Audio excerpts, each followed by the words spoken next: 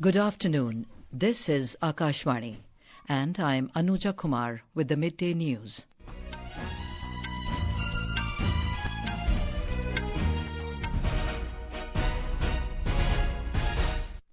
The headlines. Election Commission to announce poll schedule for Delhi Legislative Assembly elections in a short while. Union Home Minister Amit Shah launches BHARATPOL portal in New Delhi, says it will take India's international investigation to a new era. At least 53 people killed after a 7.1 magnitude earthquake strikes Nepal-Tibet border this morning. Union Health Ministry urges states to enhance public awareness campaigns on HMPV transmission, says there is no cause for public concern.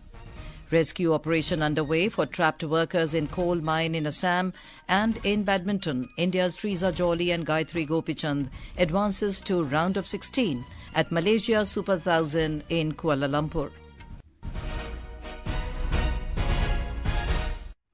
And now the news in detail.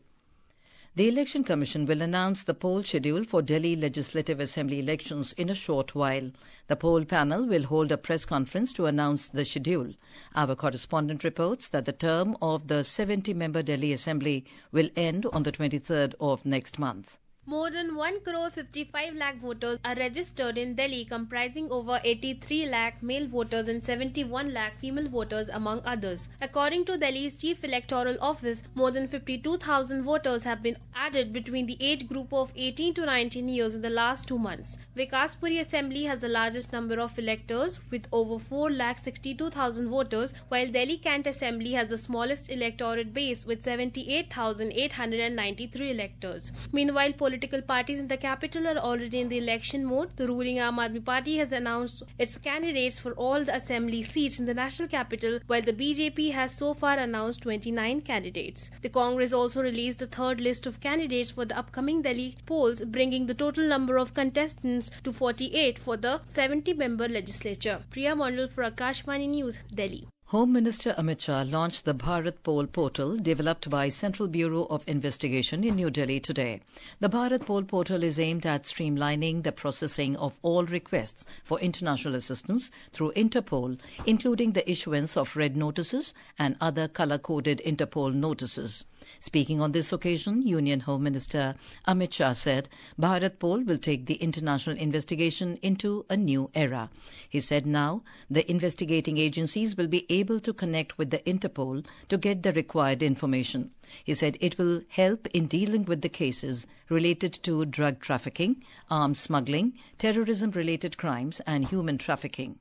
सबसे बड़ा फायदा अंतरराष्ट्रीय data के उपयोग के बारे में 19 प्रकार के डेटाबेस जो इंटरपोल के हैं वो आज हमारे पास उपलब्ध होंगे। एनालिसिस कर क्राइम रोकने की हमारी सिस्टम खड़ी करने के लिए भी उपलब्ध होंगे और अपराधियों को पकड़ने के लिए भी उपलब्ध होंगे और साइबर अपराध की नई चुनौतियों को भी एक स्पीड के साथ इससे हम आगे ले जा सकते हैं। The Home Minister said now with the use of modern systems it will be easier to bring back criminals sitting abroad and those who have fled abroad after committing crimes in Delhi, in India. On this occasion, Mr. Shah presented police medals to 35 CBI officers and officials who have been awarded the President's Police Medals for Distinguished Service and Union Home Minister's Medal for Excellence in Investigation. BHARATPOL हमारे देश के अंतर्राष्ट्रीय investigation को एक अलग युग में ले जाने वाली एक शुरुआत है। एक प्रकार से अब तक इंटरपोल के साथ काम करने के लिए एक ही एजेंसी नामित थी सीबीआई, मगर भारतपोल की संरचना होने के साथ भारत की हर एजेंसी, हर राज्य की पुलिस अपने आप को बहुत सरलता के साथ इंटरपोल के साथ कनेक्ट कर पाएगी और सीधा गति अपने इन्वेस्टिगेशन को देने में उनको बहुत सहायता होगी। Our correspondent reports, the portal has been developed to deal with transnational crimes, including cyber crimes and financial crimes. A report. BHARATPOL portal will significantly facilitate Indian law enforcement agencies, enabling real-time information sharing for faster access to international police assistance. The growing footprint of transnational crimes, including cybercrime, financial crimes, online radicalization, organized crimes, drug trafficking and human trafficking, necessitates rapid and real-time international assistance in criminal investigations. To address these challenges, CBI has developed BHARATPOL portal, which will bring all the stakeholders on a common platform. By facilitating easier and faster access to international assistance, it will strengthen India's efforts in combating transnational crimes. Suparna Saikya, Akashvani News, Delhi. Italy's 53 people were killed and 62 injured after a 7.1 magnitude earthquake struck the Nepal-Tibet border this morning. The epicenter was located in Xizang in Tibet, near the Nepal border. The earthquake also sent tremors across parts of North India, including Bihar, West Bengal and Sikkim. The tremors were strongly felt in parts of Bihar, prompting people to rush out of their homes and apartments in panic. We have more from our correspondent.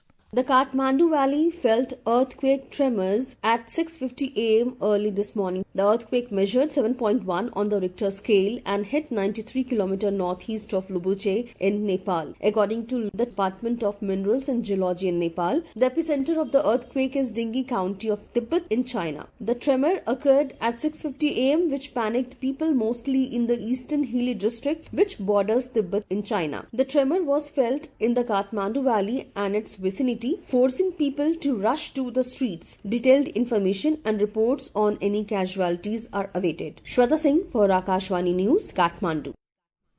The Centre has asked the states and union territories to implement the provisions of Section 479 of the Bharatiya Nagrik Suraksha Sanhita 2023 to provide relief to under-trial prisoners. This section provides relief to under-trial prisoners by reducing the number of people held in jail awaiting trial.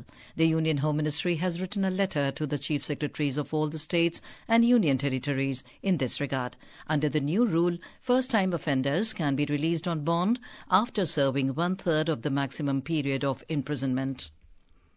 Union Road Transport and Highways Minister Nitin Gadkari today chaired a meeting of transport ministers from all states and union territories at Bharat Mandapam in New Delhi. In a social media post, Mr. Gadkari said that this annual gathering serves as a vital platform to foster synergy between the union and the state governments, facilitating collaborative deliberations on critical policy matters and advancing cohesive strategies for national progress. He added that such dialogues are essential for addressing regional challenges, sharing best practices, and ensuring the uniform implementation of transformative transport policies across the nation. The Ministry of Steel today organized an event on artificial intelligence and machine learning in New Delhi. The program is primarily aimed to explore the transformative potential of artificial intelligence and machine learning in the steel industry. Addressing the event, the Secretary of the Ministry of Steel, Sandeep Pondrik, highlighted the need to apply artificial intelligence and machine learning skills in the steel sector. He said these can improve to be helpful in sorting the data collected by government organizations. Mr. Pondrik further emphasized the adoption and adaptation of latest tools. Information and Broadcasting I&B Minister Ashwini Vaishnaw today launched the official calendar of the Union Government at Rail Bhavan. He was accompanied with Minister of State for I&B, L. Murugan. This is Akashvani giving you the news. For quick news updates around the clock, follow us on our X handle at AIR News Alerts. And for details of these stories and more, log on to our website www.newsonair.gov.in and download the News on AIR app. Union Health Secretary Punya Salila Srivastav has emphasized that there is no cause of concern for the public for the human metapneumovirus HMPV. During a virtual meeting with the states and union territories, the Health Secretary reviewed the present situation of respiratory illnesses in India and the status regarding the HMPV cases along with the public health measures for their management. The Secretary has advised the states to strengthen and review the surveillance of influenza-like illness and severe acute respiratory infections. The states have also been advised to enhance information, education and communication as well as awareness among the population regarding prevention of transmission of the virus. She reiterated that an increase in respiratory illnesses is usually seen during the winter months and assured that the country is well prepared for any potential surge in respiratory illness cases. Meanwhile, in Maharashtra, 2 cases of human metapneumovirus, HMPV, have been identified in Nagpur. The 2 cases involve a 7-year-old and a 13-year-old children. A positive case of HMPV has also been reported in Gujarat. The HMPV sample of a 2-month-old child who came to Ahmedabad from Dungarpur, Rajasthan for treatment has tested positive. The child is currently under treatment and his condition is stable. The Assam government has requisitioned Navy divers to assist in the rescue operation of the trapped coal miners at Umrangso in Dima Hasao district close to Meghalaya border. The miners were trapped inside a rat hole coal mine after water gushed into the 300 feet deep quarry. The army has already launched a joint operation with the State Disaster Response Force and the National Disaster Response Force. The army mobilized a special relief task force comprising divers, engineers and other trained personnel equipped with essential tools to carry out the rescue operation. In a social media post, Assam Chief Minister Himanta Biswa Sarma mentioned that Navy divers from Visakhapatnam are expected to arrive soon as water levels in mine have risen to nearly 100 feet. More from our correspondent. Chief Minister Himanta Biswa Sarma yesterday sought the assistance of the army to rescue the 9 trapped miners. Accordingly, the army mobilized a special relief task force consisting of divers, engineers and other trained personnel equipped with essential tools to rescue the miners and reached the site at around 6:30 am. Additional teams from Assam Rifles and Engineer Task Force are en route to reinforce the ongoing rescue operations. According to Assam government sources, 3 dead bodies are seen from the ground but not retrieved till the time of filing of this report. Despite a ban by National Green Tribunal in 2014, red hole mining continues illegally in Assam and every year many people lose their lives. Aminul Haqjaddar, Akashvani News, Guwahati. Defence Minister Rajnath Singh will hold a bilateral meeting with his Maldivian counterpart Mohammad Ghassan Mamoun in New Delhi tomorrow. During the talks, the 2 leaders will review various aspects of bilateral defence cooperation, including training, regular military exercises and defence projects. The Maldivian minister will be on a 3-day visit to India starting tomorrow. The India Meteorological Department, or IMD, has forecast cold wave conditions over parts of Himachal Pradesh and West Rajasthan till tomorrow. The IMD has also forecast dense fog conditions to continue to prevail during night and early morning hours in some parts of Bihar, Punjab, Haryana, Chandigarh and Uttar Pradesh today. While these conditions will prevail over sub-Himalayan West Bengal and Sikkim tomorrow, minimum temperatures are expected to fall by 2 to 4 degrees Celsius over northwest, central and east India during the next 2 days. Meanwhile, the weather agency said that light to moderate rainfall will likely be present over northeastern states today and tomorrow. Benchmark domestic equity indices Sensex and Nifty were trading with gains in the afternoon trade today, supported by oil and gas, energy and healthcare sectors. The 30-share BSE Sensex gained 267 points or 0.34% to 78,232 and the NSE Nifty 50 added 116 points, almost 0.5% to 23,732 when reports last came in. U.S. President-elect Donald Trump renewed his offer to make Canada the 51st state hours after Canadian Prime Minister Justin Trudeau's resignation. Canadian Prime Minister resigned yesterday after mounting pressure from his ruling Liberal Party amid his declining popularity. General elections are scheduled for later this year. In badminton, India women's doubles duo Treesa and Gayatri Gopichand advanced to the round of 16 at the Malaysia Super 1000 tournament in Kuala Lumpur, defeating Thailand's Onicha Swangsatha Ponpan and Sukita Chuvachai in straight games. And now, before we end the bulletin, the headlines once again. Election Commission to announce poll schedule for Delhi Legislative Assembly elections in a short while. Union Home Minister Amit Shah launches BharatPoll portal in New Delhi, says it will take India's international investigation to a new era. At least 53 people killed after a 7.1 magnitude earthquake strikes Nepal-Tibet border this morning.